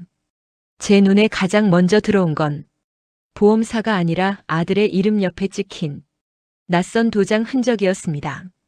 서명은 분명 아들의 글씨와 비슷했지만 어딘가 급하게 눌러쓴 느낌이 남아 있었습니다. 저는 그 도장 흔적을 손가락으로 짚었다가 곧바로 손을 뗐습니다. 손끝에 차가운 잉크 냄새가 묻은 것 같은 기분이 들었고 등골이 서늘해져서 어깨가 저절로 움츠러들었습니다. 그 순간 저는 확신했습니다. 이건 우연히 남은 종이가 아니라 누군가가 남긴 증거라는 것을요. 다시 은행을 찾았을 때는 오후 시간이 훌쩍 지나 있었습니다. 창구 앞에 앉자마자 저는 봉투에서 그 문서를 조심스럽게 꺼냈습니다. 직원은 서류를 보는 순간 표정이 아주 잠깐 굳어지는 것처럼 보였습니다. 그 변화는 짧았지만 제 눈에는 분명히 잡혔습니다. 직원은 말없이 문서를 받아들고 전산 화면과 번갈아 확인하기 시작했습니다. 키보드를 두드리는 소리가 아까보다 길어졌고 중간중간 멈추는 시간이 늘어났습니다. 저는 묻지 않았습니다. 묻지 않는 편이 더 많은 말을 끌어낼 수 있다는 걸 이미 알고 있었기 때문입니다. 직원은 화면을 한 번 더 확인한 뒤 의자를 조금 당겨 앉았습니다. 그리고 낮은 목소리로 이 문서는 기록으로 남아있다고 말했습니다. 그 말은 확인도 설명도 아닌 단정처럼 들렸습니다. 저는 그 기록이 무엇을 의미하는지 굳이 묻지 않았습니다. 직원은 제 반응을 잠시 살피다가 이런 문서는 보통 사망 이후에는 남기기 어렵다고 덧붙였습니다. 그 문장을 듣는 동안 제 손은 무릎 위에서 자연스럽게 움켜쥐어졌습니다. 직원은 도장 흔적과 서명이 전산 기록과 완전히 일치한다고 말했습니다. 그 일치라는 단어가 제 귀에 들어오는 순간 은행 안소음이 잠시 사라진 것처럼 느껴졌습니다. 저는 그제야 이 문서가 추측을 넘어 증거가 되었다는 사실을 받아들였습니다. 직원은 더 말을 이어가려다 한 번 멈췄습니다. 그리고 아주 조심스럽게 이 기록은 지워진 적이 없다고 말했습니다. 그 말은 아들이 완전히 사라진 적이 없다는 뜻처럼 들렸습니다. 저는 고개를 끄덕이며 서류를 다시 봉투에 넣었습니다. 이제는 확인해야 할 것이 사람이 아니라 과정이라는 걸 알고 있었기 때문입니다. 은행을 나와 건물 밖으로 나왔을 때도 저는 바로 발걸음을 옮기지 못하고 한동안 서 있었습니다. 아들의 이름이 남아있다는 기록이라는 말이 머릿속에서 계속 같은 자리를 맴돌고 있었기 때문입니다. 이제는 누군가를 의심하는 단계가 아니라 어디에서부터 확인해야 하는지 정해야 할 단계였습니다. 저는 가방에서 봉투를 꺼내 들고 문서와 메모 명함을 차례대로 꺼내어 가까운 벤치 위에 나란히 놓았습니다. 보험 계약 변경 날짜와 계좌 이체가 시작된 시점, 그리고 기록 조회가 이루어진 날짜를 하나씩 손가락으로 짚어보았습니다. 그 날짜들은 서로 떨어져 있지 않았고 마치 일정표처럼 이어져 있었습니다. 저는 그 순서를 따라가다 보니 자연스럽게 한 장소가 떠올랐습니다. 아들이 마지막으로 근무지를 옮겼다며 잠깐 이야기했던 사무실 근처였습니다. 그때는 대수롭지 않게 넘겼지만 지금 생각해보니 굳이 말하지 않아도 될 이야기를 굳이 꺼냈던 기억이 남아 있었습니다. 저는 휴대폰 지도 앱을 열어 그 장소를 검색했고 화면에 뜬 주소를 한참 동안 바라보았습니다. 그 주소는 지금까지 확인했던 모든 기록과 묘하게 같은 방향에 놓여 있었습니다. 저는 벤치에서 일어나 서류들을 다시 봉투에 넣으며 그 주소를 마음속으로 한 번 더 되뇌었습니다. 이제는 아들이 왜 사라졌는지를 묻기보다 어디로 이어졌는지를 확인해야 한다는 생각이 분명해지고 있었습니다. 그날 이후 저는 처음으로 막연한 기다림이 아니라 의도를 가진 움직임을 시작하고 있었습니다. 주소에 적힌 건물 앞에 도착했을 때 저는 한동안 건물 이름부터 다시 확인했습니다. 분명히 맞는 주소였지만 주변은 생각보다 조용했고 사무실이 모여있는 곳처럼 보이지 않았습니다. 건물 입구 유리문에는 영업 안내문 대신 임대문의 전화번호만 붙어 있었습니다. 저는 문을 한번 열어보았다가 잠겨 있다는 사실을 손끝으로 먼저 느꼈습니다. 유리 너머로 보이는 내부는 불이 꺼진 채로 정리되지 않은 책상과 빈 의자들만 남아 있었습니다. 아들이 잠깐 옮겼다던 근무지라고 하기에는 너무 급하게 비워진 느낌이 들었습니다. 저는 주변을 한 바퀴 돌며 같은 층 다른 사무실 문패를 차례대로 살펴보았습니다. 익숙한 이름은 하나도 없었고 몇몇 사무실은 이미 문패조차 떼어낸 상태였습니다. 그제야 이곳이 단순히 이전한 공간이 아니라 의도적으로 정리된 자리일지도 모르겠다는 생각이 들었습니다. 저는 계단을 내려가며 건물 관리실 쪽을 천천히 살폈습니다. 관리실 문은 열려 있었고 안쪽에서 종이 넘기는 소리가 작게 들려왔습니다. 저는 문 앞에서 한 번 숨을 고른 뒤 아들의 이름을 꺼내지 않고 회사 이름부터 물었습니다. 관리인은 잠시 생각하더니 그 사무실은 몇 달 전에 급하게 빠져나갔다고 말해주었습니다. 그 말 속에는 이유를 묻지 말라는 기색이 함께 섞여 있었습니다. 저는 더 묻지 않고 고개만 끄덕이며 건물을 나섰습니다. 밖으로 나오자 바람이 생각보다 차갑게 얼굴을 스쳤습니다. 닫힌 문 하나로 확실해진 사실이 있었습니다. 아들은 아무 말 없이 사라진 것이 아니라 흔적을 최소한으로 남긴 채 의도적으로 움직였다는 느낌이 점점 강해지고 있었습니다. 건물을 나와 골목 쪽으로 몇 걸음 옮겼을 때도 관리인의 말이 머릿속에서 계속 맴돌고 있었습니다. 급하게 빠져나갔다는 표현이 단순한 이전이 아니라 무언가를 피하려는 느낌으로 들렸기 때문입니다. 저는 건물 옆에 붙어 있는 작은 구내식당 간판을 유심히 바라보았습니다. 관리인이 말하던 그 사무실 사람들이 자주 이용하던 곳이라는 말이 떠올랐기 때문입니다. 식당 안으로 들어가자 늦은 점심시간이라 사람은 많지 않았고 조용한 분위기가 흐르고 있었습니다. 저는 주문을 하며 자연스럽게 이 건물 사무실 이야기를 꺼냈습니다. 식당 주인은 처음에는 고개를 갸웃하더니 회사 이름을 듣자 표정이 조금 달라졌습니다. 그 사람들 이야기를 왜 묻느냐는 눈빛이 먼저 느껴졌습니다. 저는 아들의 이름을 말하지 않고 그냥 예전에 알던 사람들이라고 둘러댔습니다. 식당 주인은 잠시 주변을 살핀 뒤 그 사무실 사람들은 서로를 이름으로 부르지 않았다고 조용히 말해주었습니다. 출근 시간도 일정하지 않았고 항상 2~3명씩만 따로 움직였다는 말이 뒤따랐습니다. 저는 그 말을 듣는 동안 국이 식어가는 것도 느끼지 못했습니다. 주인은 마지막으로 그 중 한 사람이 며칠 전까지도 이 근처를 기웃거렸다고 말했습니다. 그 말에 제 손에 들린 숟가락이 잠시 멈췄습니다. 이미 비워진 사무실인데도 누군가는 여전히 이 근처를 오가고 있다는 뜻이었기 때문입니다.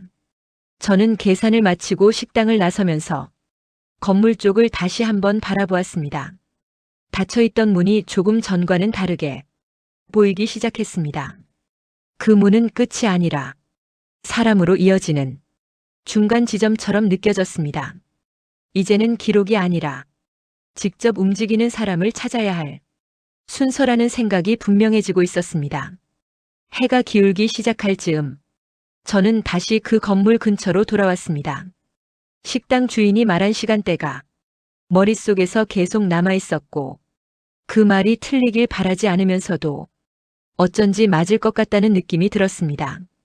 건물 맞은편 벤치에 앉아 사람들이 오가는 모습을 조용히 지켜보았습니다. 퇴근 시간에 가까워지자 근처 사무실에서 나온 사람들이 둘셋씩 흩어져 지나갔습니다. 저는 시계를 보지 않고 주변 소리와 그림자만 따라가며 시간을 세었습니다. 차가 지나가는 소리와 문이 열렸다 닫히는 소리가 서로 겹쳤다가 사라졌습니다. 그 사이사이로 괜히 고개를 숙이거나 휴대폰을 들여다보는 사람들의 습관이 눈에 들어왔습니다. 어느 순간 건물 입구 쪽에서 낯익은 걸음걸이가 보이는 것 같아 저는 시선을 고정했습니다. 검은 모자를 눌러 쓴 남자가 잠깐 멈췄다가 주변을 한번 훑어보는 모습이 분명히 눈에 들어왔습니다. 그 동작은 급하게 움직이는 사람의 것이 아니라 확인하듯 둘러보는 사람의 태도처럼 느껴졌습니다. 남자는 건물 안으로 들어가지 않고 몇 초를 서 있다가 전화기를 꺼내 들었습니다. 그 짧은 순간 저는 숨을 고르지 못하고 등받이에 몸을 더 깊게 붙였습니다. 남자의 옆모습이 조금 더 드러났을 때 저는 확신했습니다. 아들의 통화 기록에서 몇 번이나 보았던 그 이름의 주인과 체격이 비슷하다는 사실을 부정할 수 없었습니다. 남자는 통화를 마치고 골목 반대편으로 천천히 사라졌습니다. 저는 바로 따라가지 않고 그가 완전히 보이지 않을 때까지 그 자리에 앉아 있었습니다. 이제는 기다림이 아니라 순서가 시작됐다는 느낌이 분명해지고 있었습니다.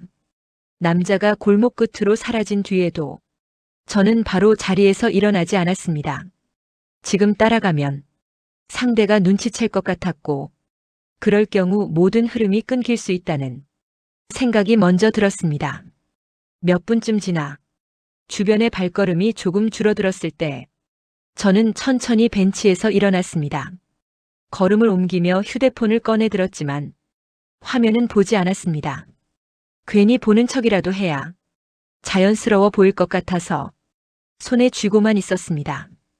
골목을 따라 몇 걸음 들어가자 조금 전 그 남자가 편의점 앞에 서 있는 모습이 눈에 들어왔습니다. 그는 계산대 쪽을 향해 서 있었고 모자를 벗지 않은 채 주변을 힐끔거리며 서 있었습니다. 저는 발걸음을 늦추며 그와 같은 방향으로 자연스럽게 다가갔습니다. 냉장고 문이 열리고 닫히는 소리와 계산대의 짧은 알림음이 번갈아 들려왔습니다. 남자가 계산을 마치고 편의점 문을 나서는 순간 저는 거의 동시에 문 앞에 서 있었습니다. 유리문이 열리며 잠깐 시선이 마주쳤고 그의 눈이 아주 짧게 흔들리는 걸 보았습니다. 그 흔들림이 제게는 충분한 대답처럼 느껴졌습니다. 저는 그를 불러 세우지 않고 그의 옆에 서서 같은 방향을 바라본 채 말을 꺼냈습니다. 아들의 이름을 처음부터 말하지 않고 보험 이야기를 조심스럽게 꺼냈습니다. 그는 제 말을 듣는 동안 고개를 돌리지 않았지만 어깨가 아주 미세하게 굳어가는 것이 보였습니다. 그 반응 하나로 저는 확신했습니다. 이 사람은 아들을 알고 있었고 지금도 그 이름을 피하려 하고 있다는 사실을요. 그는 끝내 아들의 이름을 입에 올리지 않았고 짧게만 대답하며 자리를 피하려 했습니다. 저는 그를 붙잡지 않았습니다. 이제는 쫓을 이유가 아니라 기다릴 이유가 생겼기 때문입니다. 그날 밤 집에 돌아왔을 때 저는 불을 켜지 않고 현관에 잠시 서 있었습니다. 낮 동안의 장면들이 머릿속에서 천천히 되감기처럼 지나가고 있었고 정리되지 않은 생각들이 가슴께에 남아 있었습니다. 외투를 벗어 의자에 걸어두고 거실 한가운데에 앉았지만 텔레비전도 켜지 않았습니다. 창밖에서는 차가 한 대씩 지나갔고 그 불빛이 커튼 사이로 잠깐씩 스며들었습니다. 저는 휴대폰을 식탁 위에 올려두고 일부러 손에서 떼어두었습니다. 괜히 바라보고 있으면 아무 일도 없을 것 같아서 시선을 피하고 싶었습니다. 그런데도 제 귀는 작은 진동 소리 하나에도 곧바로 반응하고 있었습니다. 시간이 조금 흘렀을 무렵 정말로 휴대폰이 작게 울렸습니다. 알림음은 짧았지만 집안 공기가 순간 멈춘 것처럼 느껴졌습니다. 저는 바로 받지 않고 식탁에 놓인 휴대폰 화면을 한참 동안 바라보았습니다. 화면에는 낯선 번호가 선명하게 떠 있었고 낮에 보았던 그 남자의 얼굴이 자연스럽게 겹쳐졌습니다. 저는 한 번 숨을 고른 뒤 통화 버튼을 천천히 눌렀습니다. 상대는 제가 먼저 말을 꺼내길 기다리는 것처럼 아무 말도 하지 않았습니다. 그 정적이 낮에 느꼈던 편의점 앞의 침묵과 닮아 있었습니다. 저는 먼저 오늘 낮에 있었던 일을 짧게 언급했습니다. 상대는 그제야 낮은 목소리로 괜히 그러지 말았어야 했다고 중얼거리듯 말했습니다. 그 한마디로 저는 확신했습니다. 이 전화는 우연이 아니라 결국 오게 되어 있던 순서라는 사실을요. 상대는 지금은 길게 말할 수 없고 곧 다시 연락하겠다고 말했습니다. 통화는 그렇게 짧게 끝났지만 저는 한동안 휴대폰을 내려놓지 못했습니다. 이제는 제가 쫓는 입장이 아니라 상대가 움직이기 시작했다는 느낌이 분명했기 때문입니다. 통화가 끝난 뒤에도 저는 바로 잠자리에 들지 못하고 거실 불을 그대로 둔 채 앉아 있었습니다. 시계 초침 소리가 평소보다 크게 들렸고 그 소리가 밤을 잘게 나누는 것처럼 느껴졌습니다. 저는 식탁 위에 놓인 서류 봉투를 다시 열어 문서들을 차례로 꺼냈습니다. 보험 계약 변경 기록과 계좌 이체 내역 그리고 명함과 메모까지 하나씩 정리해 놓았습니다. 이 모든 것이 내일을 향해 줄처럼 이어져 있다는 느낌이 분명해졌습니다. 휴대폰 화면을 켜두고 혹시라도 다시 연락이 올까 시선을 떼지 않았습니다. 창밖에서는 바람의 나뭇잎이 서로 부딪히는 소리가 간헐적으로 들렸습니다. 그 소리에 맞춰 제 호흡도 조금씩 짧아졌다가 다시 길어졌습니다. 저는 소파에 등을 붙이고 눈을 감았다가 곧바로 다시 떴습니다. 눈을 감으면 아들의 얼굴이 너무 또렷하게 떠올랐기 때문입니다. 그 얼굴은 실종 당시의 사진이 아니라 더 어릴 적 집 앞에서 저를 기다리던 모습과 닮아 있었습니다. 그 기억이 괜히 저를 붙잡아 두는 것 같아 저는 자리에서 일어나 부엌으로 갔습니다. 물 한 컵을 따라 마셨지만 목으로 잘 넘어가지 않았고 컵을 내려놓는 소리가 유난히 크게 울렸습니다. 다시 거실로 돌아와 휴대폰을 확인했을 때 아무 알림도 없다는 사실이 오히려 더 긴장을 키웠습니다. 저는 내일 어디로 가야 하는지 이미 알고 있었습니다. 그 남자가 다시 연락하겠다고 했던 그 시간대와 그 장소가 머릿속에 분명히 그려지고 있었기 때문입니다. 이 밤은 기다림의 끝이 아니라 확인의 바로 앞이라는 느낌이 들었습니다. 저는 그 생각을 부정하지 않고 그대로 받아들이며 불을 끄지 않은 채 밤을 넘기고 있었습니다.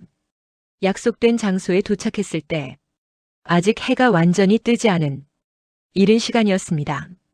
주변은 조용했고 문을 연 가게보다 닫힌 셔터가 더 많았습니다. 저는 건물 입구 맞은편에 서서 사람들의 움직임을 차분하게 살폈습니다. 어젯밤 통화에서 들었던 그 시간대를 머릿속으로 다시 세며 시계를 보지 않으려 애썼습니다. 괜히 시간을 확인하면 마음이 먼저 흔들릴 것 같았습니다. 잠시 뒤 골목 끝에서 낯익은 그림자가 천천히 다가오는 것이 보였습니다. 모자를 눌러 쓴 남자는 주변을 한번 훑어본 뒤 건물 옆으로 몸을 붙였습니다. 그 행동이 숨으려는 움직임이 아니라 기다리던 사람의 태도처럼 느껴졌습니다. 저는 그를 부르지 않고 조금 떨어진 거리에서 같은 방향을 바라본 채 가만히 서 있었습니다. 남자는 휴대폰을 꺼내 메시지를 확인했고 곧바로 고개를 들었습니다. 그 시선이 제 쪽으로 정확히 향하는 순간 저는 도망치지 않았습니다. 남자는 제 얼굴을 보자 잠깐 멈칫했고 그 반응은 어제 편의점 앞에서 보았던 그 미세한 흔들림과 같은 결이었습니다. 그는 아무 말 없이 건물 안쪽을 가리켰고 저는 그 방향으로 천천히 발걸음을 옮겼습니다. 엘리베이터 대신 계단을 선택한 이유는 그가 버튼을 누르지 않았기 때문입니다. 계단에는 사람이 거의 없었고 발소리가 유난히 또렷하게 울렸습니다. 중간층에서 멈춰 섰을 때 남자는 낮은 목소리로 제가 준비가 되었는지를 물었습니다. 저는 대답 대신 봉투를 가방에서 꺼내 그에게 보였습니다. 그 봉투를 보는 순간 남자의 표정이 처음으로 완전히 굳어졌습니다. 그제야 저는 이 장소가 아들을 만나는 자리가 아니라 아들의 흔적을 확인하는 자리라는 걸 분명히 알았습니다. 계단 중간에서 멈춘 우리는 서로를 향해 서 있지 않았습니다. 남자는 난간 쪽을 바라보고 있었고 저는 봉투를 다시 가방에 넣은 채 그의 옆모습만 보고 있었습니다. 잠시 뒤 남자는 주머니에서 휴대폰을 꺼내 제 쪽으로 조심스럽게 화면을 돌려 보였습니다. 화면에는 짧은 문자 한 통이 열려 있었습니다. 보낸 날짜는 보험금 지급 요청이 접수된 바로 다음 날이었고 보낸 사람의 번호는 저에게 낯설지 않았습니다. 저는 화면을 보는 동안 손을 뻗지 않았고 그저 눈으로만 문자를 읽었습니다. 문자 내용은 길지 않았지만 분명한 요구가 담겨 있었습니다. 보험 계약이 변경되었다는 사실과 그 변경을 되돌릴 수 있는 시간이 아직 남아있다는 문장이었습니다. 그 문장을 읽는 동안 제 숨이 조금씩 짧아졌고 발끝에 힘이 들어가는 것이 느껴졌습니다. 남자는 제가 묻기도 전에 보험 변경 이력이 출력된 서류를 한 장 꺼내 보였습니다. 서류 하단에는 분명히 아들의 이름이 적혀 있었습니다.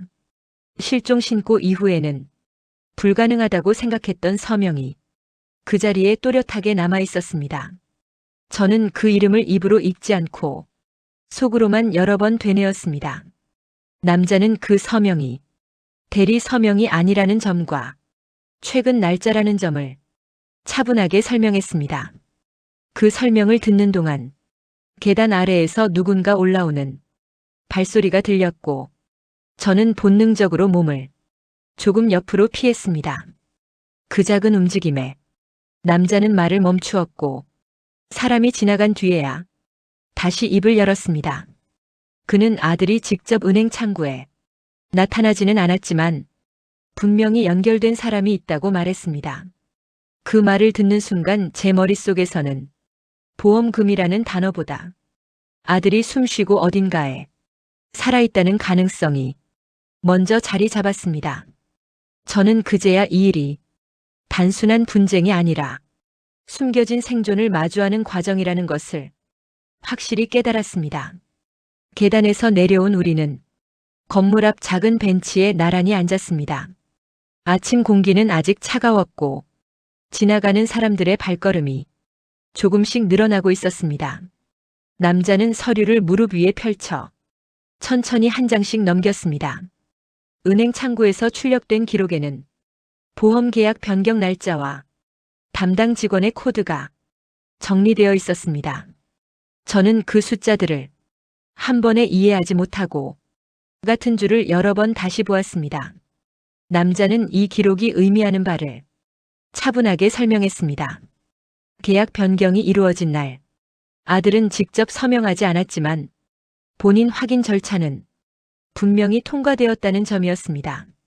저는 그 말에 고개를 숙인 채 서류끝만 바라보았습니다. 그때 남자는 은행 CCTV 열람 요청서를 조심스럽게 꺼내 보였습니다. 이미 접수는 끝났고 며칠 안에 확인 가능한 자료가 나올 거라고 했습니다. 그 말을 듣는 동안 제 손바닥에는 식은땀이 조금씩 고이고 있었습니다. 저는 괜히 가방 손잡이를 꽉 잡았다가 다시 풀었습니다. 남자는 아들이 직접 모습을 드러내지 않은 이유에 대해 확실한 추측은 말하지 않았습니다. 다만 그가 누군가의 보호 아래 움직이고 있을 가능성이 높다고만 말했습니다. 그 설명은 저를 안심시키지도 완전히 불안하게 만들지도 않는 묘한 경계에 머물러 있었습니다. 저는 그제야 이 기록들이 사람 하나를 가리키는 화살표라는 느낌이 들었습니다. 이제 남은 일은 그 화살표 끝에 서 있는 사람이 정말 아들인지 확인하는 것이었습니다. 그 생각이 들자 벤치에 앉아있던 시간이 유난히 길게 느껴졌습니다. 은행 문을 밀고 들어갔을 때 실내 공기는 생각보다 따뜻했고 바깥의 긴장감과는 다른 흐름으로 움직이고 있었습니다. 번호표를 뽑는 기계 앞에는 이미 몇 사람이 서 있었고 기계음이 일정한 간격으로 공간을 채우고 있었습니다. 저는 의자에 앉아 번호가 불리기를 기다리며 손에 든 가방을 무릎 위에 올려두었습니다. 가방 안에 있는 서류들이 자꾸만 존재를 드러내는 것 같아 손바닥으로 한번 눌러 조용히 가라앉혔습니다. 전광판에 제 번호가 뜨자 저는 천천히 자리에서 일어났습니다. 창구 안쪽 직원은 정중한 표정으로 제 신분증을 받아들고 화면을 확인했습니다. 키보드를 두드리는 소리가 짧게 이어졌고 직원의 시선이 순간 멈추는 것이 제 눈에도 보였습니다. 그 작은 멈칫이 이 공간에서 가장 큰 신호처럼 느껴졌습니다. 직원은 다시 화면을 확인하더니 잠시만 기다려달라고 말했습니다. 그 말 뒤에 전화기를 들어 누군가와 짧게 통화하는 모습이 보였습니다. 저는 그동안 창구 위에 놓인 아크릴판에 비친 제 얼굴을 바라보았습니다. 얼굴은 생각보다 차분해 보였지만 눈동자는 가만히 있지 못하고 이리저리 흔들리고 있었습니다. 잠시 후 직원은 다른 직원과 함께 돌아왔고 조금 낮은 목소리로 확인을 요청했습니다. 그들은 보험 계약 변경 시점과 본인 확인 절차에 대해 조심스럽게 설명했습니다. 그 과정에서 아들의 이름이 자연스럽게 여러 번 언급되었고 그 이름이 이 공간에 존재한다는 사실이 분명해졌습니다. 저는 질문을 한꺼번에 하지 않고 한 문장씩 천천히 꺼냈습니다. 직원은 도망치지 않는 시선으로 제 말을 들었고 답할 수 있는 부분과 답할 수 없는 부분을 분명히 나누어 말했습니다.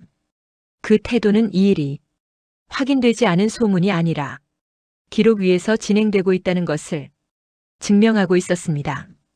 창구를 떠날 때 저는 이미 하나의 결론에 가까워지고 있다는 느낌을 지울 수 없었습니다. 은행 자동문을 밀고 나왔을 때 바깥 공기가 갑자기 차갑게 느껴졌습니다. 실내에서 눌러두었던 생각들이 문을 넘는 순간 한꺼번에 따라 나오는 것 같았습니다.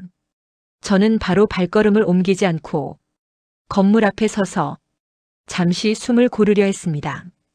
사람들은 각자의 속도로 지나가고 있었고 누군가는 통화를 하며 웃었고 누군가는 휴대폰 화면에 시선을 고정한 채 걸었습니다.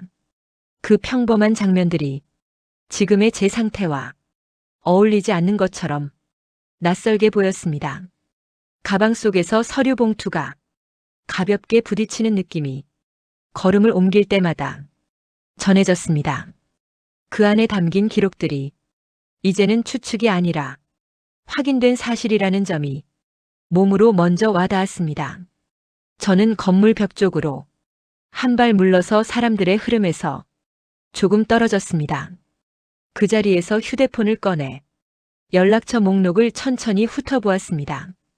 아들의 이름은 이미 오래전에 통화 기록에서 사라져 있었지만 손가락은 그 위치를 정확히 기억하고 있었습니다.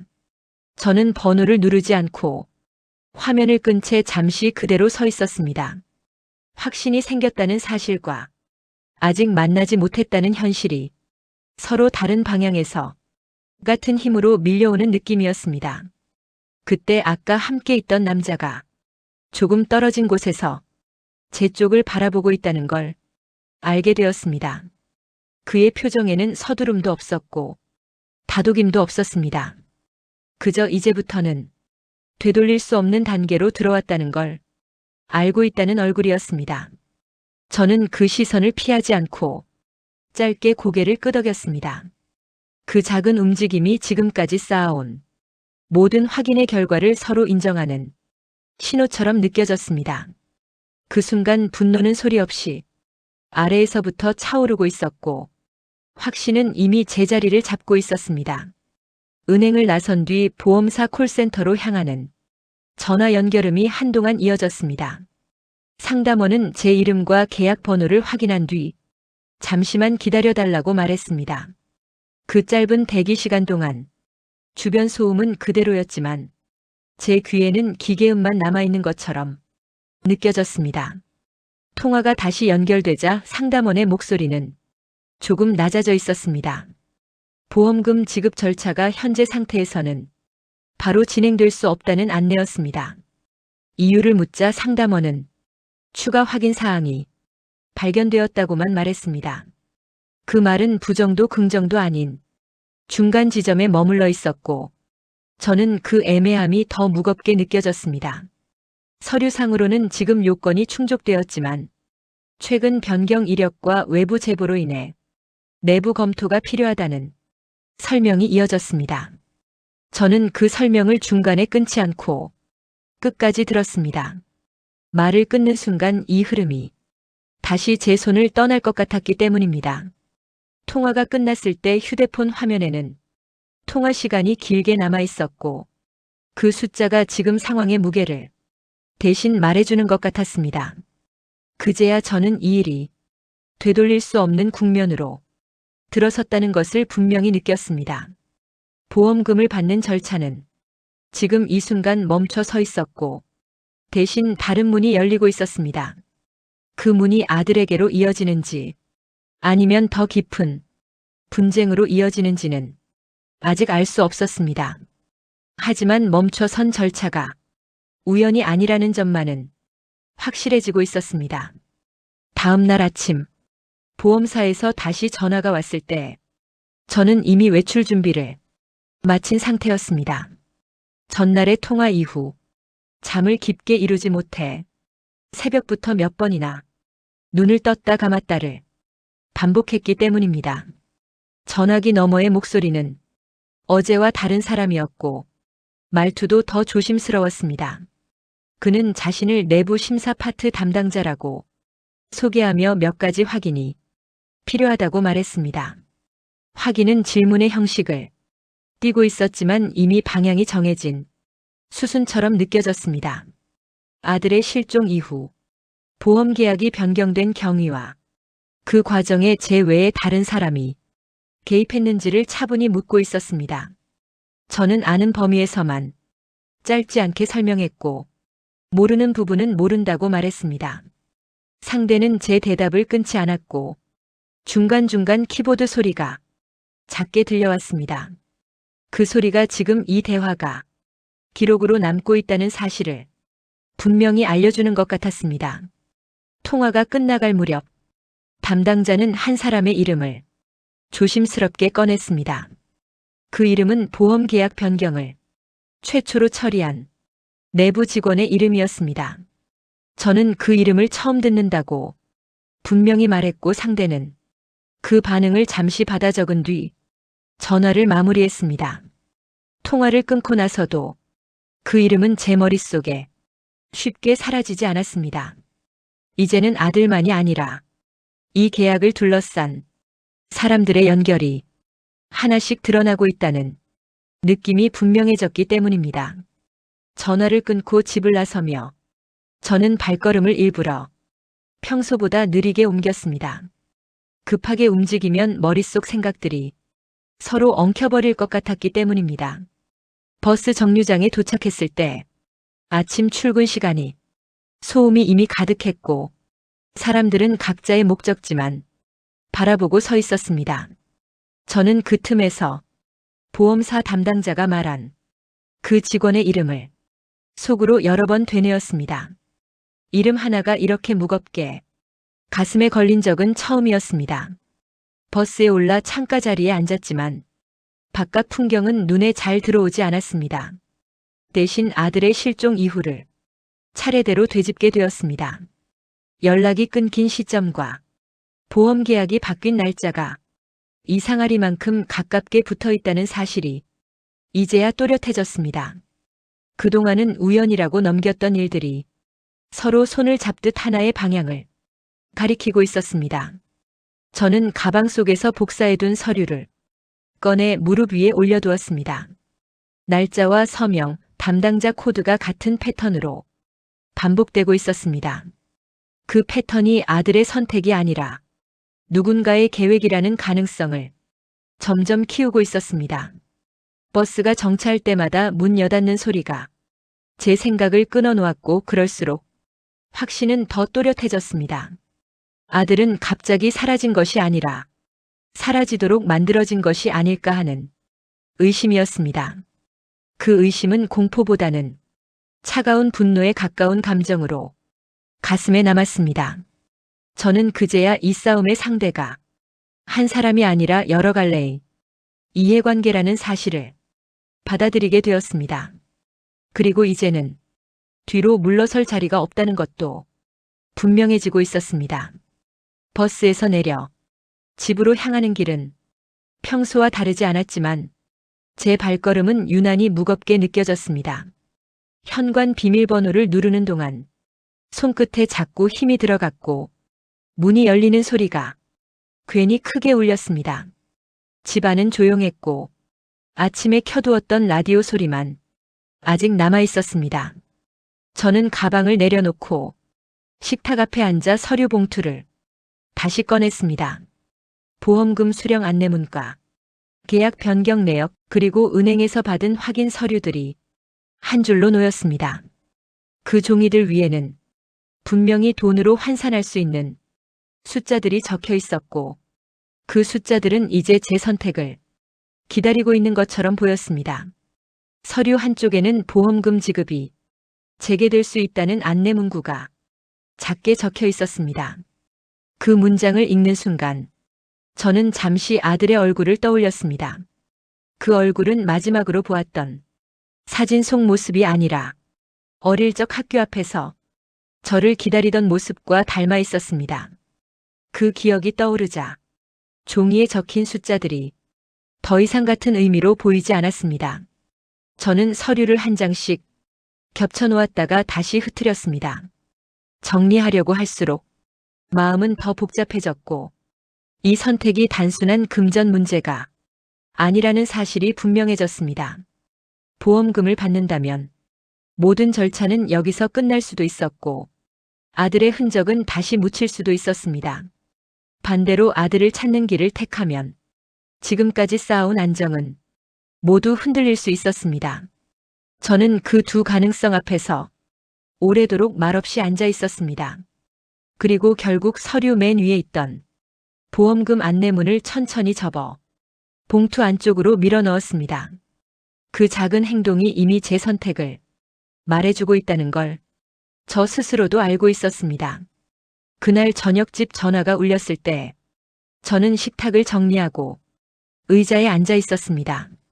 전화벨 소리는 휴대폰과 달리 집 안 전체에 묵직하게 퍼졌고 저는 한 박자 늦게 수화기를 들었습니다. 상대는 자신의 이름을 먼저 말하지 않았고 어디서 전화했는지도 바로 밝히지 않았습니다. 다만 제가 찾고 있는 사람이 분명히 살아있다는 확인만 먼저 전했습니다. 그 말이 끝나자 제 손은 수화기를 쥔 채 잠시 굳어 있었습니다.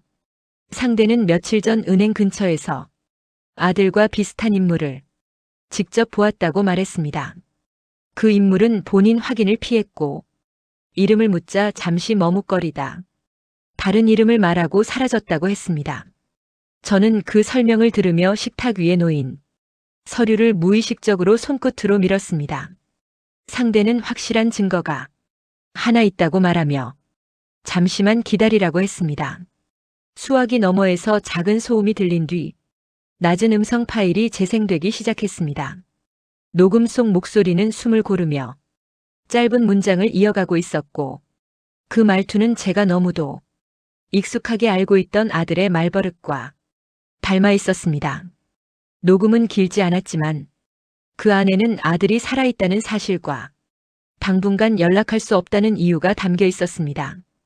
그 이유는 명확히 설명되지 않았고 다만 지금은 숨어 있어야 한다는 말만 반복되었습니다.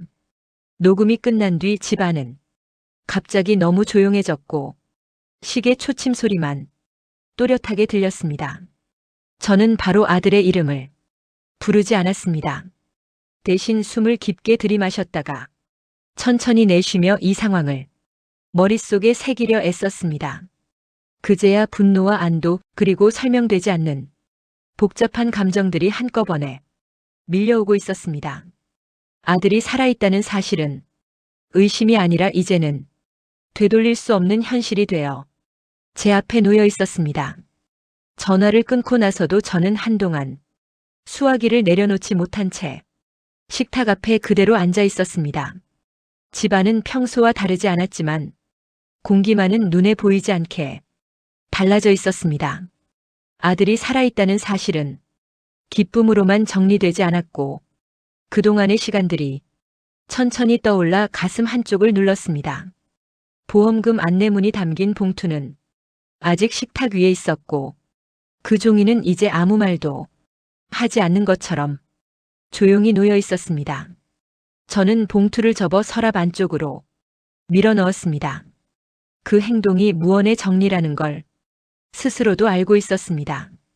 그날 밤 잠자리에 들었지만 쉽게 잠들지 못했고 눈을 감을 때마다 아들의 목소리가 다시 들려오는 것 같았습니다. 다음 날 아침 평소처럼 밥을 지어 먹고 창문을 열어 환기를 시켰습니다. 일상은 멈추지 않았고 그 사실이 오히려 저를 붙잡아주는 느낌이 들었습니다. 아들을 찾는 일은 이제 서류와 전화가 아니라 시간과 기다림의 문제가 되었습니다. 저는 서두르지 않기로 마음먹었습니다. 그가 숨어야 했던 이유가 무엇이든 그 시간을 견딘 만큼 다시 돌아올 거라는 막연한 확신이 어딘가에 남아있었기 때문입니다. 그날 이후 보험사에서도 더 이상 재촉하는 연락은 오지 않았습니다. 대신 저에게 남은 것은 아들이 살아있다는 확인 하나와 그 확인을 지켜낼 책임이었습니다. 사람은 돈보다 먼저 사람을 잃고 그 다음에야 무엇이 중요한지 알게 되는 것인지도 모르겠습니다. 이 이야기를 이제야 꺼내놓을 수 있는 건 아들이 어딘가에서 숨쉬고 있다는 사실 하나만으로도 충분하기 때문입니다. 남은 시간은 되찾는 과정이 아니라 다시 만날 때까지 지켜내는 시간이라고 저는 그렇게 생각하며 살고 있습니다.